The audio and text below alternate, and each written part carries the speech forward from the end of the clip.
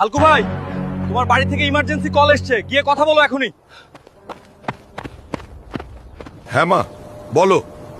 হালকু বেটা রে, তোর ভাইয়ের অ্যাক্সিডেন্ট হয়ে গিয়েছে, খুবই সিরিয়াস অবস্থা রে, তুই জলদি বাড়ি আয় বাবা।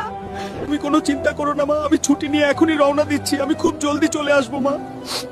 স্যার, আমার ভাই অ্যাক্সিডেন্ট করেছে, প্রচন্ড সিরিয়াস অবস্থা, এই মুহূর্তে তার পাশে থাকাটা জরুরি, তাই ছুটি লাগবে। শোনো হালকু, তোমাকে 2 মাসের ছুটি দেওয়া হলো, ভাইকে একদম সুস্থ করে এসেই জয়েন করবা।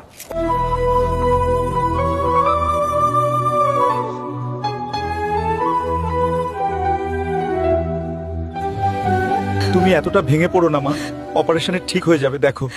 হালকু রে, আমার যে খুব ভয় করছে রে বাপ। হালকু ভাই, ক্যাম্প থেকে কল এসছে, কথা বলো।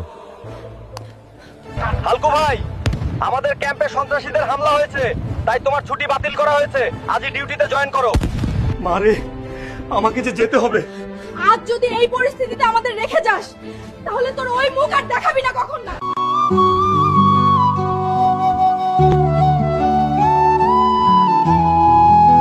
শুনো হালকু, সন্ত্রাসীরা আমাদের 322 নম্বর ক্যাম্প দখল করে নিয়েছে, পুরো টিম নিয়ে এখনই সেটা উদ্ধার করে নিয়ে আসো।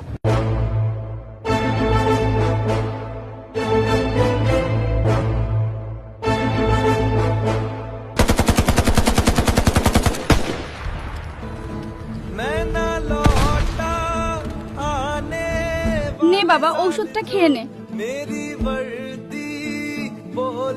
মা, ভাইয়া আমাকে এই অবস্থায় রেখে গেল, আমি আর ভাইয়ার সঙ্গে কথাই বলবো না। আমার সোনা বাবাটা রে।